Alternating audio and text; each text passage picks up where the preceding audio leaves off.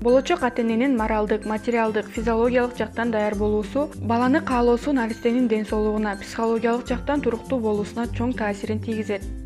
Идеалдуу пландаштыруу. Бул бойго бүткөнгө чейин 2-3 ай мурун даярдык көрүп баштоо. Жубайлар текшерүүдөн өтүп, дарылануу керек болсо дарыланып, бардыгы жайында болсо витаминдерди ичиши керек. Кандай витаминдер керек? Фолий кычкылы. Фолий кычкылы түйүлдүктүн нерв системасын калыптандырууда негизги азык болуп саналат. Ошондой эле кан жаратуу процессин жакшыртат. Йод.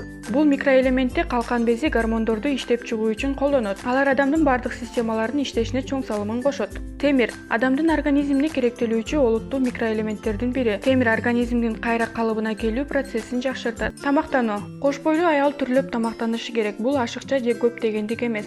Болочок эне туура тамактанып, рационунда эт, сүт азыктары, дан азыктары, анан баарыбызга белгилүү болгондой мөмө жана жер жемиштер болууга тийиш. Төрөттөрдүн ортосундагы аралык. Төрөттөрдүн ортосундагы оптималдуу аралык 3-5 жыл.